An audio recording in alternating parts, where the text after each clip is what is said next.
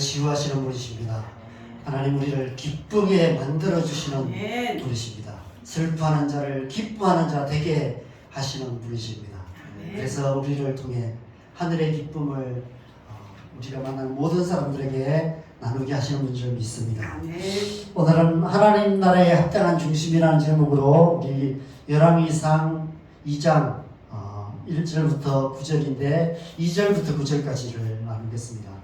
2절부터 9절까지 말씀을 열왕기상 2장 2절부터 9절까지 말씀을 우리가 함께 한 목소리를 읽겠습니다. 시작.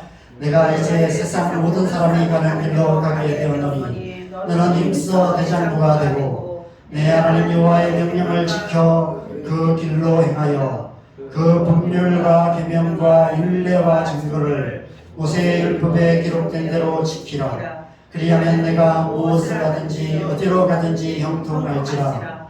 여호와께서 내 일에 대하여 말씀하시기를 만일 내 자손들이 그들의 길을 삼가 마음을 다하고 순품을 다하여 진실이 내 앞에서 행하면 이스라엘 왕위에 오를 사람이 내게서 끊어지지 아니하리라 하신 말씀을 확실히 이루게 하시리라. 스루의 아들 요압이 내게 행하느니 곧 이스라엘 군대의 두 사령관 넬의 아들 아모니엘과 에델의 아들 아마사에게 행한 일을 내가 알거니와 그가 그들을 죽여 태평시대에 전쟁의 피를 흘리고 전쟁의 피를 자기의 허리에 띤 띠와 발에 신은 신에 묻혔으니 내 지혜대로 행하여 그의 백발이 평안히 소울에 내려가지 못하게 하라. 마땅히 길르앗 바르실레의 아들들에게 은총을 베풀어 그들이 내 상에서 먹는 자 중에 참여하게 하라. 내가 내 형 압살롬의 낯을 피하여 도망할 때에 그들이 내게 나왔느니라. 바울임 베냐민 사람 게라의 아들 시므이가 너와 함께 있나니 그는 내가 마하나임으로 갈 때에 악독한 말로 나를 저주하였느니라. 그러나 그가 요단에 내려와서 나를 영접함으로 내가 여호와를 두고 맹세하여 이르기를 내가 칼로 너를 죽이지 아니하리라 하였노라. 그러나 그를 무죄한 자로 여기지 말지어다. 너는 지혜 있는 사람이므로 그에게 행할 일을 알지니 그가 그의 백발이 피 가운데 수월에 내려가게 하라. 아멘. 네, 오늘 본문은 지난 화요일 새벽 기도에 묵상한 말씀 중에 다윗의 유언장의 전문입니다. 이 말씀을 묵상하면서 좀 더 깊이 묵상해야 되겠다 이런 마음이 들어서 한 주 동안 제가 이 말씀을 준비했습니다. 다윗은 하나님의 마음에 합한 사람이었습니다. 다윗 안에는 하나님 나라의 합한 중심이 있었습니다. 그 다윗의 남다른 중심이 오늘 이 다윗의 유언장 안에 고스란히 담겨져 있습니다. 자기의 뒤를 이어서 이스라엘 왕이 되어서 하나님의 백성들을 통치하게 될 솔로몬에게 8절에 걸쳐서 유언을 남깁니다. 그런데 우리가 이 다윗의 유언장을 꼼꼼히 읽다 보면 좀 당황스러운 내용들이 있습니다. 앞에 3절은 다윗의 유언장에 당연히 들어가야 될 내용이 맞습니다. 2절에서 4절 말씀에 보면 너는 힘써 대장부가 되라. 모세의 율법을 지켜 행하라. 그리하면 어디로 가든지 형통하게 될 것이다. 하나님께서 언제나 너희와 함께 하셔서 왕위의 안전자들이 끊어지지 않게 될 것이다. 이렇게 하나님의 명령과 약속을 주고 있습니다. 네, 여러분 이 말씀은 여호수아 1장에서 모세의 뒤를 이어 이스라엘 백성의 지도자가 된 여호수아에게 하나님께서 하신 말씀과 똑같은 말씀이에요. 여호수아서 1장 7절에서 9절에 보면 똑같은 말씀을 있습니다. 오직 강하고 극히 담대하라. 그 율법책을 내 입에서 떠나지 말게 하고 그 안에 기록된 대로 다 지켜 행하라. 그리하면 너희 길이 형통할 것이다. 하나님께서 너와 언제나 함께 하실 것이다. 다윗의 유언과 똑같은 말씀을 하고 있습니다. 다윗은 그렇게 살았습니다. 그의 신앙은 말로만 하는 신앙이 아니라 삶으로 보여주는 신앙이었습니다. 솔로몬은 어려서부터 아버지 다윗이 이 원대로 살아가는 모습을 똑똑히 보았습니다. 그래서 이 마지막 유언이 그 가슴에 더 깊이 새겨졌던 것 같습니다. 저는 이 말씀을 묵상하면서 나는 그렇게 살고 있는가 이런 생각을 해보게 되었습니다. 우리도 그렇게 살아야 하지 않는가 이런 생각이 들었습니다. 종교적인 행위, 율법적인 행위, 말로만의 신앙이 아니라 삶으로 살아내는 신앙, 우리의 자녀들이 보는 신앙, 우리의 자녀들은 우리의 신앙을 어떻게 볼까요? 우리의 모습을 통해서 정말 하나님의 백성의 삶을 보고 있을까요? 저는 우리의 삶의 마지막에 우리의 자녀들에게 이런 유언을 남겨야 하지 않을까 생각됩니다. 너희도 아는 것처럼, 너희가 본 것처럼 나는 이렇게 살았다. 너희도 이렇게 살라 라고 담대하게 말할 수 있는 그런 우리의 모습이 되어야 되지 않을까 이런 생각이 듭니다. 이제부터라도 그렇게 살아야 되겠다 이런 결심을 하게 됩니다. 우리 가정에서부터 하나님의 백성으로서 부끄럽지 않는 삶을 살아감으로 우리의 자녀들에게 금보다도 귀한 믿음의 유산을 남기는 자녀들이 되셨으면 좋겠습니다. 그런데 우리가 이 원장에서 갑자기 우리를 당황하게 하는 내용을 접하게 됩니다. 5절에서 9절 말씀에서 보면 세 사람에 대해서 유언을 남깁니다. 요압과 바르실레와 시므이라는 사람에 대해서 유언을 남기는데 요압과 시므이는 없애버리고 바르실레에는 은총을 베풀라 이런 말씀을 유언으로 남기고 있습니다. 얼핏 보면 다윗이 죽는 순간까지 마음에 담아두었던 묵은 운한을 대신 갚아달라 이러는 말씀처럼 보입니다. 왜 다윗은 삶의 마지막 순간에 자신을 뒤를 이어 이스라엘을 다스릴 후계자인 솔로몬에게 이 중요한 순간에 이런 유언을 남겼을까요? 더 중요한 유언이 많았을 텐데 왜 이 세 사람에 대한 유언을 남기면서 다윗답지 못한 그런 유언을 남기고 있을까요? 제가 말씀을 묵상해 가다가 그죠? 새벽 기도를 제가 이제 계속 준비하는데 어떤 때는 말씀이 너무 어려워요. 도대체 무슨 말씀인지 모르겠고 이 말씀을 가지고 도대체 무엇을 묵상할지 모르고 어떻게 설교를 나눠야 될지 모르겠다 이런 생각이 들어서 막막할 때가 있습니다. 그래서 아침부터 하루 종일 이 말씀이 뭘 의미하는가를 생각할 때가 있어요. 그런데 어느 순간이죠. 그 말씀이 깊이 깨달아지는데 그 속에서 다른 어떤 말씀보다도 더 깊은 하나님의 진리를 발견할 때가 있습니다.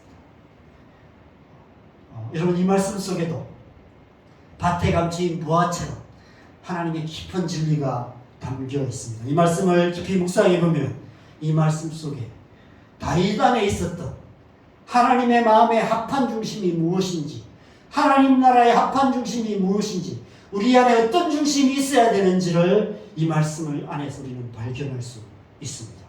두 가지 중심에 대해서 말씀하고 있어요. 이 두 가지 중심은 하나님의 백성들 안에 마땅히 있어야 하는 중심입니다. 우리 안에 이 두 가지 중심이 있어야만 하나님 나라를 유업으로 받을 수 있고 하나님의 백성답게 살아갈 수 있습니다. 우리가 이 말씀을 통해서 이 세 사람의 이야기를 통해서 그 두 가지 중심이 무엇인지를 함께 생각해 보겠습니다. 먼저 요압의 이야기를 통해서 첫 번째 중심이 무엇인지를 한번 생각해 보겠습니다. 5절에 보면 다윗이 솔로몬에게 스루야의 아들 요압이 내게 행한 일이 있다 라고 말하고 있습니다. 그것은 두 사람에 대해서 얘기를 해요. 이스라엘의 군대의 두 사령관 네리의 아들 아버넬과 아델의 아들 아마사에게 행한 일이 있다. 요압이 아버넬과 아마사를 암살했습니다. 그 일에 대해서 말씀하고 있습니다. 그 일이 내게 행한 일이다 라고 이렇게 표현하고 있습니다. 여러분 이 두 사건은 다윗의 사역에 있어서 굉장히 중요한 사건이었습니다. 왜 이 두 사건이 다윗에게 중요한 사건인지 알려면 이 두 사건을 간략하게 살펴보아야 합니다. 먼저 아브넬 이야기는 사무엘하 2장과 3장에 기록되어 있습니다. 그런데 아브넬은 사울의 군대 장관이었어요. 사울이 다윗을 죽이려고 광야를 샅샅이 뒤질 때 앞장섰던 사람이기도 했습니다. 그리고 사울이 죽은 후에는 사울의 아들 이스보셋을 왕으로 세워서 다윗이 헤브론에서 유다 지파의 왕으로 7년을 다스리는 동안 나머지 지파들을 규합해서 어떻게든 사울 왕조를 지키려고 했던 사람이 아브넬이었습니다. 그런데 어느 날 아브넬과 이스보셋의 관계가 틀어지는 사건이 생깁니다. 그래서 결국 아브넬이 결단을 내려요. 그래서 다윗을 찾아옵니다. 그래서 다윗을 찾아와서 다윗을 중심으로 온 이스라엘을 하나가 되게 해서 이스라엘 통일 왕국을 세우기로 협약을 맺습니다. 다윗에게 있어서는 피 한 방울 흘리지 않고 민족을 통합할 수 있는 길이 열리게 된 것입니다. 만약 그렇지 않았다면 전쟁을 해서 통합을 해야 되는데, 전쟁을 해서 통일을 이룬다면 백성들끼리 싸워야 되고 수많은 백성의 피를 흘려야 되었을 것입니다. 그럼 백성들 안에도 서로 이제 원한 관계가 생기는 거예요. 서로 싸웠기 때문에, 지파들끼리 서로 싸웠기 때문에 통일이 되어도 오랫동안 이 갈등이 끊이지 않게 일어날 수밖에 없었을 것입니다. 그런데 아브넬을 통해서 가장 평화로운 방법으로 통일을 이룰 수 있는 길을 하나님께서 열어주신 것입니다. 하나님께서 하신 거예요. 그런데 요압이 그것을 막았어요. 요압이 문제를 일으켰습니다. 사무엘하 2장에 보면 그 이전에 아브넬이 이끄는 군대와 요압이 이끄는 군대가 서로 대치되는 일들이 계속해서 있었습니다. 분열되어 있었기 때문에, 그렇죠? 다윗의 왕조와 또 이스보셋의 왕조가 계속해서 유지되고 있었기 때문에 계속해서 작은 전쟁들이 계속해서 있었습니다. 그래서 요압의 군대와 아브넬의 군대가 서로 싸우는 기브온 전투가 있었는데, 거기에서 요압의 동생 아사헬이 아브넬에게 죽임을 당해요. 아브넬은 죽이지 않으려고 했어요. 왜냐하면 아브넬은 요압을 생각해서 아사헬을 끝까지 안 죽이려고 했는데, 끝까지 아사헬이 이렇게 아브넬을 죽이려고 달려들었기 때문에 어쩔 수 없이 오늘날로 말하면 정당방위였습니다. 그런데 그 일에 대한 복수로, 그 일에 대한 복수를 명분으로 다윗과 협약을 맺고 돌아가는 아브넬을 마치 다윗의 명인 것처럼 속여서 다시 헤브론으로 돌아오게 만듭니다.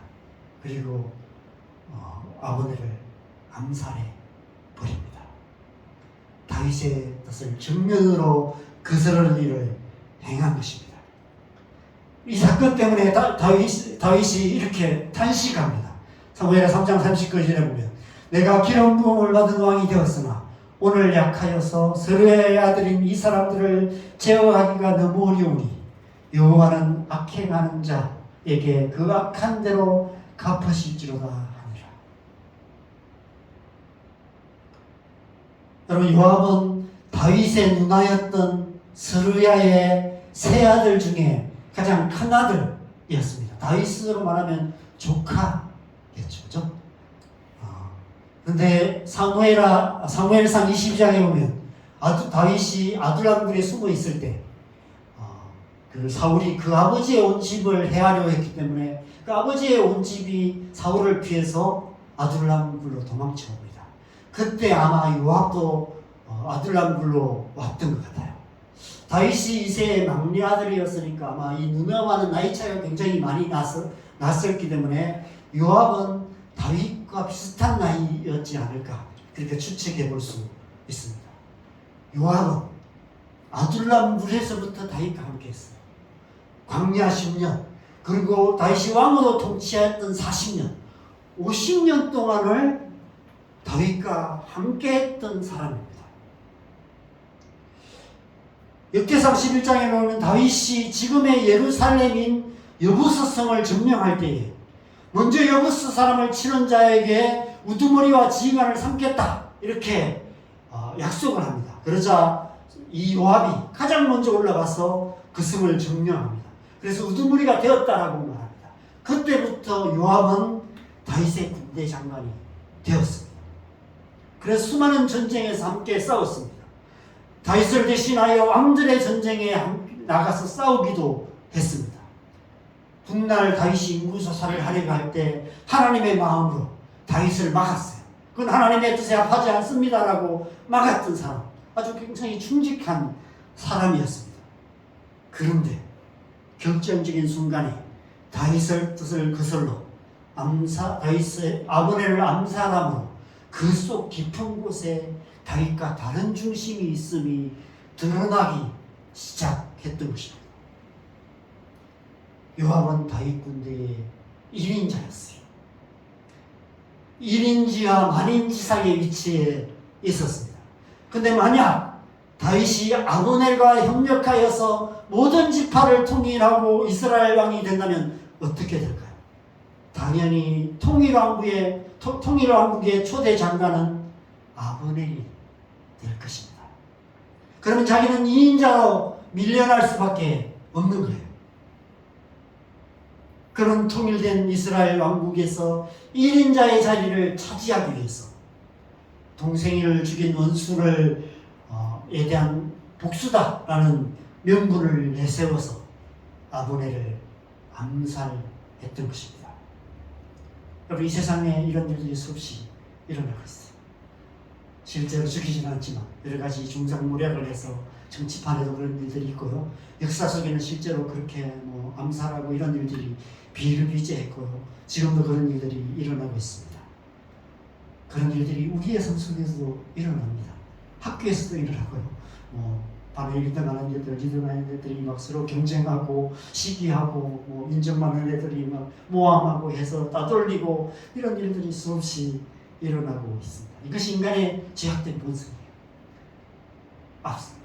요압 안에 이 중심이 드러나기 시작했어요. 교만한 이 자아가 드러나기 시작했습니다. 이 요압의 중심이 더 분명하게 드러난 두 번째 사건이 바로 아마사를 암살한 사건이었습니다. 그런데 아마사는 압살롬이 반역을 일으킬 때 압살롬의 군대 장관이었어요. 아마사 이야기는 사무엘하 19장 20장에 기록되어 있습니다. 여러분, 압살롬의 반역 사건은 다윗의 인생에서 가장 어려운 사건이었지만 또한 이스라엘 민족 전체에 있어서도 가장 큰 위기의 사건이 바로 압살롬의 반역 사건이었습니다.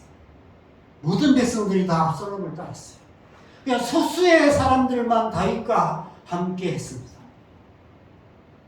더 큰 문제는 압살롬의 반역이 끝나고 압살롬이 죽은 후에도 이스라엘 12지파를 모은 일이 쉽지 않았다는 것입니다. 가장 급선무는 유다지파부터 하나로 모으는 일이었습니다. 압살롬의 반역 때 유다지파들까지도 다 이렇게 다윗을 떠나버렸기 때문에 그랬어요. 그 일을 누군가가 해야 되는데 그 일을 할 적임자는 아마사밖에 없었습니다. 그래서 다윗이 압살롬의 반역에 동참한 죄를 묻지 않기로 결정합니다. 그리고 그 중대한 사명을 아마사에게 맡깁니다. 그러면서 아마사에게 이런 제안을 해요. 사무엘하 19장 13절에 보면 이런 말씀이 있습니다. 너희는 또 아마사에게 이르기를 너는 내 고륙이 아니냐. 내가 요압을 이어서 항상 내 앞에서 지휘관이 되지 아니하면 하나님이 내게 벌이의 벌을 내리시기를 바라노라 하셨다 하라. 다윗이 아마사에게 이런 약속을 해요. 하나님의 이름으로 이런 약속을 합니다.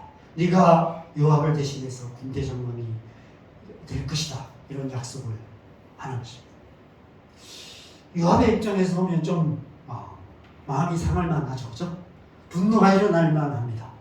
반역의 주동자인 아마사를 처단하기는커녕 자기 자리를 아마사에게 주려 하다니 다윗이 지금 제정신인가? 이런 생각이 들었을 것입니다. 근데 다윗은 그죠? 다윗의 중심에는 그런 중심이 없었어요. 이런 교만한 자가 없었습니다. 그래서 그런 마음이 없었습니다. 자기 자리를 지켜야 된다는 이런 마음이었었기 때문에 요압의 마음이 그럴 거라고 생각지도 못했는지도 모릅니다. 요압의 중심이 어떠한지가 드러나는 하나님의 심판대 앞에 지금 서 있는 거예요. 온 이스라엘 민족을 통합하여 이스라엘 나라를 회복하기 위해서 기꺼이 내 자리를 내어놓을 수 있는가? 라는 이런 도전 앞에 서게 된 것입니다. 압살롬의 반역이 정확히 언제인지 알 수 없지만 요압은 30년 이상을 지금 군대 장관으로 있었습니다. 그 정도면 이제 다음 사람에게 자리를 물려줘도 될 때가 된 것이죠. 여러분이 요압이라면 어떻게 하시겠습니까? 산산이 흩어진 나라를 다시 하나로 모으기 위해서 내 자리를 내놓고 기꺼이 물러날 수 있으시겠습니까? 이 땅의 정치가들이 그럴 수 있을까요? 교회 지도자들은 어떻습니까? 여러분은 어떠세요? 여러분이 물러나는 것이 교회의 다음 세대를 세우는 일에 유익이 된다면 교회에서 여러분이 위치, 여러분의 인정받는 그 자리를 기꺼이 내려놓고 다음 세대들에게 내어줄 수 있으시겠습니까? 말처럼 쉽지 않을 것입니다. 요압은 아마사를 죽이기로 결정했습니다. 반란군의 총사령관을 제거하는 것이라는 충분한 대의 명분이 있었습니다. 그러나 문제는 요압의 중심이에요. 요압의 중심이 다윗의 중심과 달랐다는 것입니다. 그는 끝까지 자기 자리를 지키기 위해서 대의 명분을 앞세워서 아마사를 암살하고 말았던 것입니다. 요압은 50년을 다윗과 같은 길을 걸어왔지만 그러나 그 중심은 다윗과 완전히 다른 중심이었습니다. 다윗은 평생의 삶을 치열하게 싸우며 살아왔지만 다른 사람보다 더 높아지기 위해서 싸운 게 아니었습니다. 왕이 되기 위해서 싸운 것이 아니었습니다. 가장 높은 자리를 차지하기 위해서 다른 사람을 밟고 올라서기 위해서 치열하게 살지 않았습니다. 자기 자리를 잘 지키기 위해서 치열하게 싸우지 않았습니다. 그는 평생 피 흘리며 전쟁을 했지만 자기의 왕국을 세우고 자기 왕권을 강화하기 위해서가 아니라 그 조상 아브라함과 이삭과 야곱에게 주셨던 하나님의 말씀, 하나님의 언약, 그 가나안 땅을 유업으로 주시겠다는 그 약속을 성취하기 위해서 하나님의 나라를 이루기 위해서 치열하게 싸웠습니다. 하나님의 나라와 그 의를 위해 싸우는 삶을 살았던 것이죠. 그것이 다윗의 중심이었습니다. 다윗 안에 있었던 하나님의 마음에 합한 첫 번째 중심, 그것은 하나님을 사랑하는 마음이었습니다. 다윗은 하나님을 사랑했던 사람이었어요. 하나님을 사랑했기 때문에 세상 그 어떤 것도 흔들리지 않았습니다. 그 어떤 것을 위해서 싸우지 않았습니다. 하나님을 사랑하는 마음 때문에 자기의 나라와 자기의 의가 아닌 오직 하나님의 나라, 하나님의 뜻을 이루기 위해서 치열하게 싸우는 삶을 살았습니다. 죄와 싸우며 어둠의 권세들과 싸우며 이방 민족들과 싸우며 그렇게 살았습니다. 하나님의 마음에 합한 중심으로 살았던 것이죠. 그 다윗의 중심이 온전히 드러난 때가 바로 압살롬의 반역 때였습니다. 여러분, 압살롬의 반역은 아브라함의 모리아산과 같은 의미의 사건입니다. 아브라함이 모리아산에서 이삭을 바칠 때 하나님을 경외하는 그 마음, 그 중심이 온전히 드러나게 되었습니다. 하나님이 이제야 내가 나를 경외하는지 알겠다라고 말씀하셨습니다. 다윗이 압살롬을 피해 광야로 도망칠 때 다윗 안에 있던 하나님의 마음에 합한 중심이 온전히 드러나게 되었습니다. 여러분, 압살롬의 반역은 다윗의 인생의 가장 깊은 골짜기 같은 시간이었습니다. 우리의 인생에 우리의 어떠함이 드러나는 때가 언제일까요? 우리의 인생이 가장 힘들 때, 우리의 인생의 가장 깊은 골짜기에 있을 때 우리의 진정한 어떠함이 드러나게 됩니다. 끝까지 하나님의 말씀을 믿고 갈 것인가, 포기할 것인가, 저도 사역하면서 그런 순간이 수없이 많이 있었습니다. 내 삶의 밑바닥이 드러나는 그런 순간이 있었습니다. 그러한 때 우리의 진정한 어떠함이 드러나게 됩니다.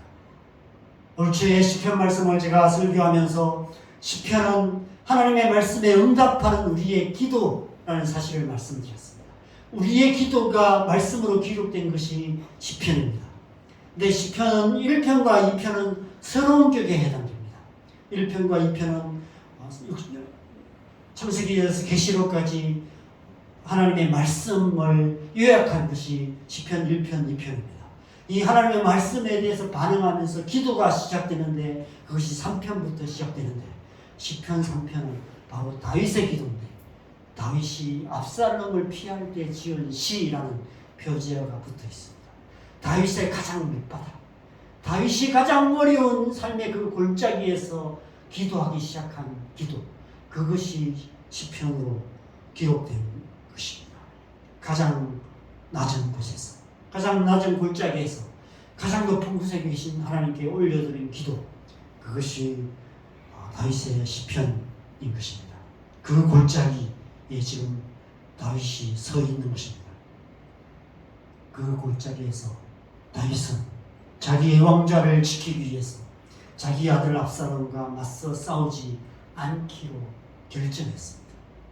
그는 모든 상황을 전적으로 하나님의 주권에 맡기고 기꺼이 왕좌에서 보좌에서 내려와서 광야로 들어가기 시작했습니다. 가장 낮은 곳으로, 가장 깊은 골짜기로 내려갔습니다.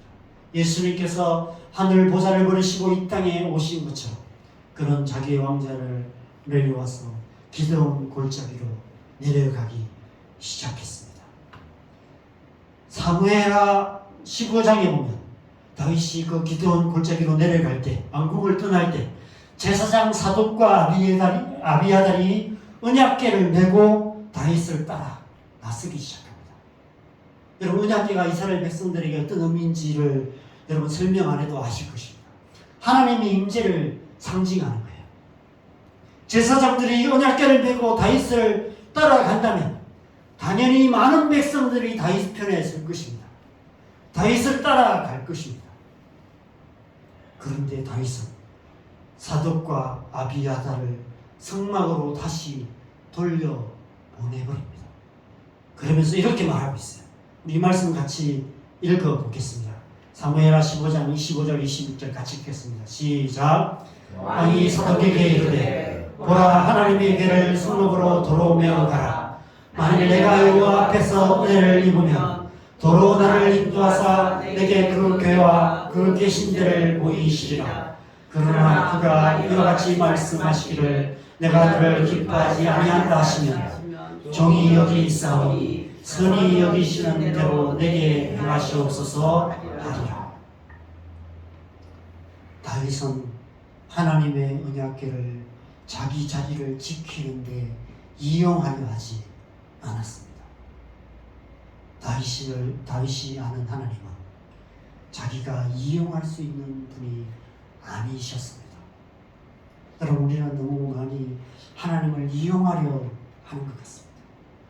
하나님을 이용해서 내 하는 사업이 잘 되기를 바라고, 하나님을 이용해서 우리 가정이 잘 되기를 바라고, 하나님을 이용해서 우리의 자식들이 잘 되기를 바라고, 목사인 저는 하나님을 이용해서 교회가 잘 되기를 바라고, 그런 것이 우리의 마음이 아닐까 이런 생각이 듭니다. 그런데 다윗 안에는 그런 마음이 눈꼽만큼도 없었어요. 그는 오히려 하나님께서 자기를 다 이용하시도록, 자기를 사용하시도록 기꺼이 자기 자신을 다 하나님께 내어 맡겼습니다. 종이 여기 있사오니 선이 여기시는 대로 내게 행하시옵소서. 다윗의 중심은 자기 중심이 아니었어요. 자기를 사랑하는 마음이 아니었어요. 하나님 중심이었습니다. 하나님을 사랑하는 마음으로 그 안에 가득했습니다. 그러나 요압의 중심은 끝까지 다윗의 중심과 다른 중심이었어요. 그는 자기 중심으로 살았던 사람이었습니다. 자기를 사랑하는 마음으로 가득했던 사람이었습니다. 그래서 결국 아도니아 사건, 아도니아의 반란의 앞장섬으로 말미암아 아도니아를 세워서 아도니아를 왕으로 세워서 반역을 일으키는 말미암아 결국 비참한 최후를 맞이하게 되었습니다. 왜 요압이 아도니아를 왕으로 세웠을까요? 끝까지 자기 자리를 지키기 위해서였습니다. 솔로몬이 왕이 된다면 자기가 군대 장관의 자리를 물러날 수밖에 없기 때문이었습니다.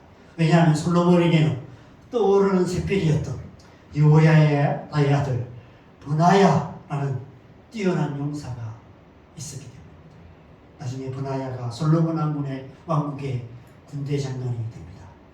브나야가 결국 요압을 쳐 죽이게 되는 것입니다.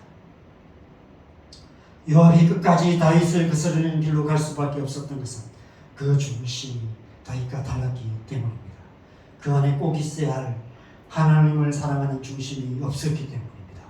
요압 안에는 오직 자기를 사랑하는 마음만 가득했던 것입니다.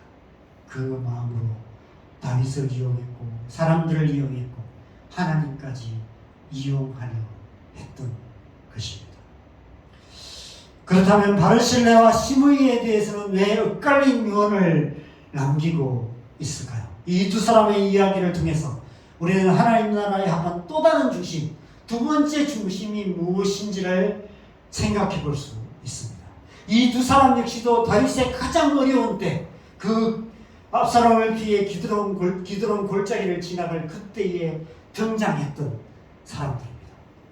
여러분, 기드론 골짜기는 그렇게 깊은 골짜기가 아닙니다. 제가 이제 인터넷을 찾아보니까 이런 그림이 나왔습니다. 예루살렘 동쪽에 있는 골짜기입니다. 그래서 기드론이라는 뜻은 어두운 탕류라는 뜻인데, 평소에는 물이 없다가 이렇게 우기가 되면 탁한 물이, 시커먼 물이 흘러간다고 해서 기드론 시내라고 부른다고 합니다. 여러분, 그 옛날 선악과를 따먹고 아담과 하와가 에덴의 동쪽으로 쫓겨났죠. 다윗이 아들 압살롬을 피해서 지금 예루살렘 동쪽으로 기드론 골짜기를 건너서 예루살렘의 동쪽으로 쫓겨나고 있는 것입니다. 예수님께서도 기드론 골짜기 건너 겟세마네 동산에 가서 밤새 기도하시면서 하나님의 뜻에 순종해서 스스로 죄인이 되셔서 십자가를 지시기로 결정하셨어요. 그래서 예수님께서 예루살렘 동쪽 기드론 시내를 건너서 겟세마네 동산에서 기도하신 거예요. 다 이런 의미가 연결이 되는 것 같습니다. 이 골짜기에서 두 사람 바르실레와 시므이가 등장합니다. 사무엘하 17장에 보면 길르앗 사람 바르실레가 그 아들들과 함께 80세 노인이었습니다. 그 당시 80세면 뭐죠? 오늘날과는 다른 때예요.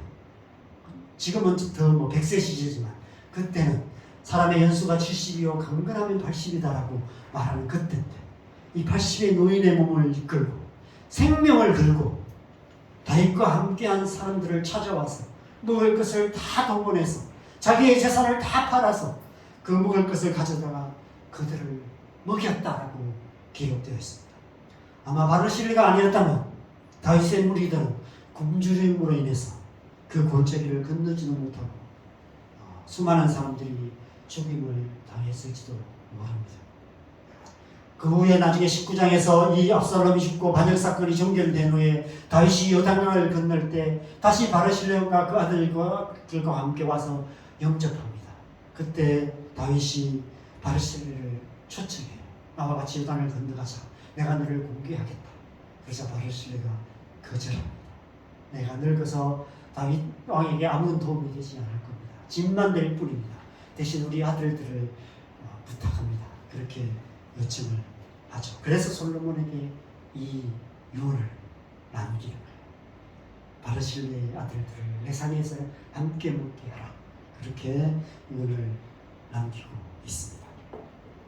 그런데 우리가 사망의 음침한 골짜기 같은 시간을 지날 때 바르실레 같은 사람만 있는 것이 아닙니다. 시므이 같은 사람들이 있기 마련입니다. 시므이는 사울의 친족 중에 한 사람이었습니다. 다윗이 도망치는 동안 기드론 시내 건너편에서 다윗과 다윗왕의 모든 신하들을 향해서 돌을 던지며 먼지를 날리며 저주를 퍼부었습니다. 여러분 보시다시피 별로 멀지도 않아요. 멀지도 않은 이 반대편에서 따라가면서 그 일행이 보이지 않을 때까지 끝까지 저주를 퍼부었다라고 이야기합니다. 이런 저주를 퍼붓습니다. 사무엘하 16장 7절에 8절에 보면 피를 흘린 자여 사악한 자여 가거라 가거라. 사울 족속의 모든 피를 여호와께서 내게로 돌리셨도다. 그를 위해서 내가 왕이 되었으나 여호와께서 나라를 내 아들 압살롬의 손에 넘기셨도다. 보라 너는 피를 흘린 자임으로 화를 자초하는 것이야. 죽어라 죽어라 이런 말이에요. 가거라 가거라. 네 죄 때문에 네가 마치 아담과 하가 에덴 동편으로 쫓겨난 것처럼 네가 예루살렘으로부터 쫓겨나고 있는 것이다라고 저주를 퍼붓는 것입니다. 오죽했으면 스루의 아들 아비새가 그 상황에서 내가 건너가서 저 죽은 개 같은 저자를 죽여버리겠다고 이렇게 말합니다. 다윗이 말리지 않았다면 아마 그때 아비새의 칼에 죽었을 것입니다. 그런데 그랬던 그가 압살롬이 죽고 난 후 다윗이 요단강을 건널 때 가장 먼저 자기 동족 베냐민 지파 1000명을 거느리고 와서 다윗을 영접합니다. 베냐민 지파 1000명을 거느리고 왔다면 그 앞에서 다윗이 아무리 다윗이라도 시므이를 죽일 수 있겠습니까? 얼마나 약삭빠른 사람인지를 우리가 알 수 있습니다. 그래서 그 이후의 말씀에 보면 그래서 다윗이 이제 이런 유언을 남기고 그 이후의 말씀을 보면 솔로몬이 이 다윗의 유언을 정말 지혜롭게 집행하는 내용이 있습니다. 제가 지난 수요일에 이 말씀을 나누는데 짧게 보면 그죠? 다윗이 이제 유언을 이렇게 시행을 합니다. 그 솔로몬이 시므이에게 이런 명을 내네요. 시므이를 불러서 네가 예루살렘에 거하라. 집을 짓고 거기서 살라. 그러나 기드론 시내를 건너가지 말라. 이런 명을 내립니다. 예루살렘에서 자유롭게 살 수 있는 면죄부를 줘요. 한 가지만 하지 않으면 됩니다.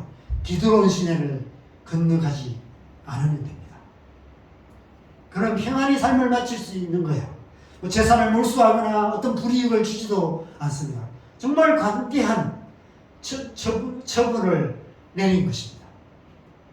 그런데 이 말씀은 창세기 2장의 아담에게 하나님 주신 말씀과 똑같은 맥락의 말씀이에요. 똑같은 말씀이 있습니다. 동산 각종 나무의 열매는 네가 임의로 먹되 선악을 알게 하는 나무는 먹지 말라. 먹는 날에는 반드시 죽으리라. 솔로몬이 시므이에게 죄를 회개할 수 있는 기회를 준 것입니다. 자신의 죄에 대해서 진정으로 회개할 수 있는 기회를 준 것입니다. 그가 시므이가 정말 회개했다면 무슨 일이 있어도 기드론 시내 근처에도 가지 않았을 것입니다. 기드론 시내가 어떤 의미인지 누구보다도 잘 알았기 때문입니다. 그 기드론 시내에서 자기가 얼마나 다윗과 솔로몬에게 큰 상처를 주었는지를 그는 누구보다도 잘 알고 있었던 것입니다. 그 깊은 상처를 들추지 말았어야 합니다. 그러나 죄라는 놈은 참으로 이기적입니다. 죄의 특징은 다른 사람의 상처 따위는 생각하지 않는다는 것입니다. 자기의 작은 고통 때문에 수많은 사람들에게 씻을 수 없는 상처를 남기는 것이 죄입니다. 결국 시므이는 솔로몬의 명을 어기고 기드론 시내를 건너 가드암 아기새로 도망친 두 종을 찾으러 갔다가 결국 솔로몬에게 죽임을 당하게 되는 것입니다. 여러분, 그렇다면 이 두 사람의 이야기 속에 담긴 하나님의 마음에 합한 또 다른 중심은 어떤 중심일까요? 누가복음 10장에 보면 한 율법 교사가 예수님을 시험하며 하여서 예수님께 와서 이렇게 묻습니다. 선생님, 내가 무엇을 하여야 영생을 얻겠습니까? 이런 질문을 합니다. 예수님께서 다시 질문을 하십니다. 율법에 무엇을 아느냐? 너는 어떻게 율법을 읽느냐? 그러자 이 율법 교사가 대답을 하죠. 내 마음을 다하며 목숨을 다하며 힘을 다하여 뜻을 다하여 주 하나님을 사랑하고 내 이웃을 내 몸처럼 내 자신같이 사랑하라 하셨나이다. 그래서 예수님이 대답합니다. 내 대답이 옳도다. 이를 행하라. 그렇게 말씀하십니다. 그렇게 칭찬하시죠. 그러자 이제 이 율법교사가 이런 질문을 해요. 같이 읽겠습니다. 시작. 그 사람이 자기를 옳게 보이려고 예수께 여쭤보되 그러면 내 이웃이 누구입니까? 내 이웃이 누구입니까? 라는 질문을 합니다. 이 질문에 예수님께서 선한 사마리아인의 비유를 하십니다.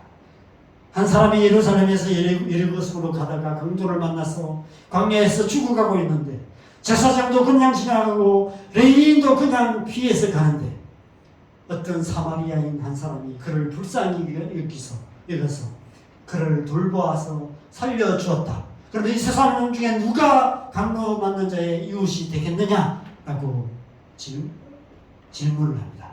당연히 그 선한 사람입니다. 사마리아인입니다라고 대답을 하죠. 너도 이와 같이 행하라 라고 말씀을 하십니다. 여러분, 누구나 인생 가운데 가장 깊은 골짜기 같은 시간이 있습니다. 강도 만난 자와 같은 시간이 있습니다. 시편 23편 4절에 사망의 음침한 골짜기를 지나는 같은 그런 시간이 있습니다. 다윗의 기드론 골짜기 같은 시간이 있습니다. 아버지를 죽이려고 자식의 칼을 피해서 깊은 골짜기를 건너 광야로 들어가고 있는 다윗의 심정.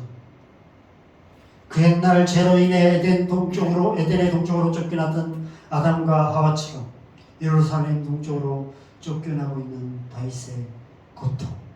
시편 3편에 그 고통이 고스란히 기록되어 있습니다. 사무엘하 15장 30절에 보면 다윗이 감난 산길로 올라갈 때 그의 머리를 가리고 맨발로 올라가며 맨발로 울며 가고 그와 함께 가는 모든 백성들도 각기 머리를 가리고 울며 올라가며 죄인처럼 머리를 가리고 맨발로 울면서 감림산으로 올라가고 있는 다윗의 모습을 얘기하고 있습니다. 그리고 한 가지 더, 그 뒤에 누가 따라가고 있는지 아세요? 솔로몬이 그 뒤를 따라가고 있어요. 그런 아버지를 뒤따라갔던 어린 솔로몬의 마음은 어떠했을까요? 그런 아버지를 향해서 끊임없이 돌을 던지며 저주를 붙는 그 시므이에 대해서 솔로몬은 어떤 마음이었을까요? 우리 인생의 기드론 골짜기는 진정 누가 우리 이웃인지가 드러나는 순간입니다.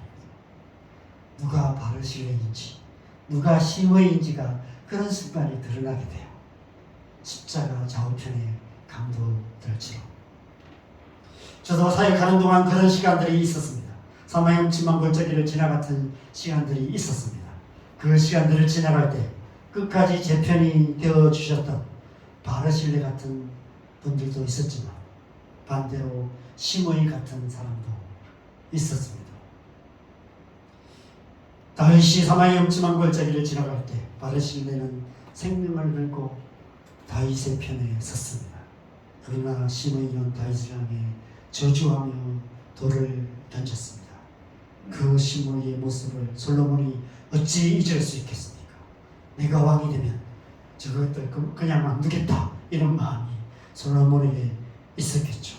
그래서 다윗이 이 시점에서 특별히 이런 유언을 남기는 것인지도 모릅니다.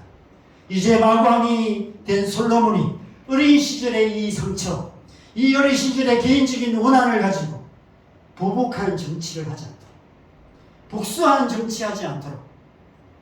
그래서 오히려 다윗 자신이 그 책임을 지고 가려고 다윗이 유언으로 그것을 남기고 있는 것입니다.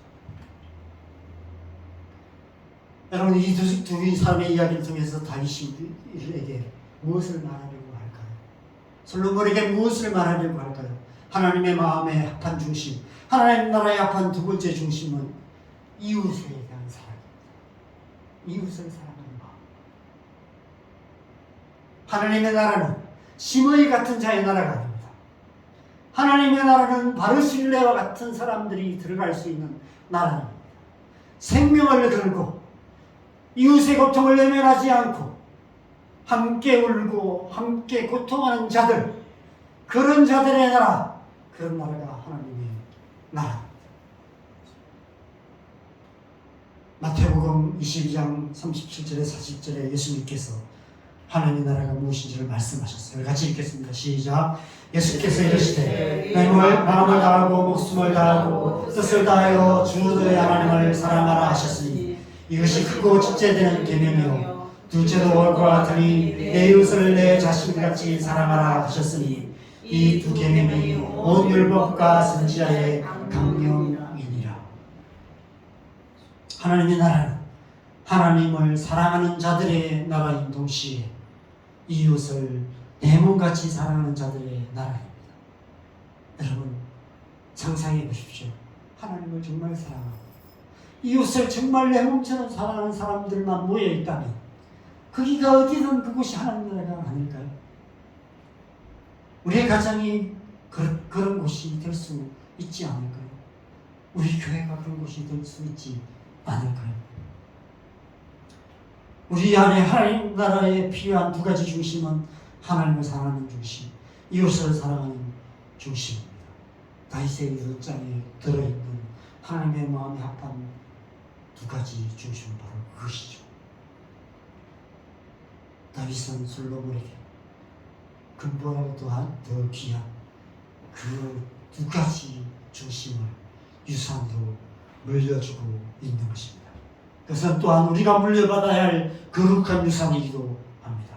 그 유산을 물려받은 다윗의 자손으로 예수님이 오셨고 우리는 그 예수님을 믿는 예수님의 자녀들입니다.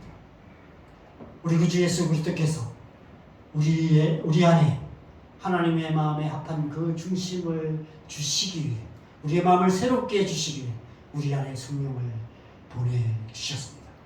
우리 안에 계신 성령님께서 날마다 우리의 마음을 새롭게 해주실 때 우리 안에 하나님을 사랑하는 마음이 싹트기 시작하고 이웃을 사랑하는 마음이 생겨나기 시작하고 우리가 하나님 나라의 합한 중심으로 살아갈 수 있게 되는 것입니다. 그래서 우리는 날마다 성령의 충만함을 받아야 되고 성령의 은혜로 살아가야 됩니다.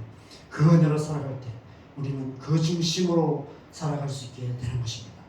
언제 어디서 무엇을 하든지 하나님을 사랑하며 이웃을 내 몸같이 사랑하며 살아갈 수 있게 되고 그렇게 살아가는 그곳에 하나님 나라가 이루어지게 되는 것입니다. 우리의 가정이 하나님 나라가 되고 우리의 교회 공동체가 하나님의 나라가 되는 것입니다. 그 중심으로 우리의 남은 날들을 하나님 나라를 살아가는 저와 여러분 되셨으면 좋겠습니다. 그래서 우리의 삶의 마지막에 우리 또한 다윗 같은 유언장을 남기는 저와 여러분 되시기를 주님의 이름으로 간절히 축원합니다. 아멘. 함께 찬양하고 기도하는 시간을 갖겠습니다. 우리 조용한 목소리로 우리가 좀 이 마음을 사모하면서 우리가 지난 삶을 좀 돌아보면서 우리가 좀 기도하는 마음으로 이 찬양을 함께 하겠습니다. 이 찬양 가운데 하나님께서 우리 안에 우리 마음을 만지시고 우리 안에 하나님을 사랑하는 마음, 이웃을 사랑하는 마음을 부어주실 것입니다. 이 마음을 방해하는 두 마음이 있는데 자기를 사랑하는 마음과 세상을 사랑하는 마음입니다. 우리 안에 자기를 사랑하는 마음, 세상을 사랑하는 마음이 가득하면 하나님을 사랑하는 마음, 이웃을 사랑하는 마음을 가질 수가 없습니다. 그래서 이것을 끊임없이 회개하고 우리 안에 하나님의 마음을 구해야 하는 것이죠. 우리가 오늘 이 찬양하면서 하나님께서 우리 안에 그 은혜를 주시도록 우리 함께 기도하는 마음으로 함께 찬양을 했으면 좋겠습니다.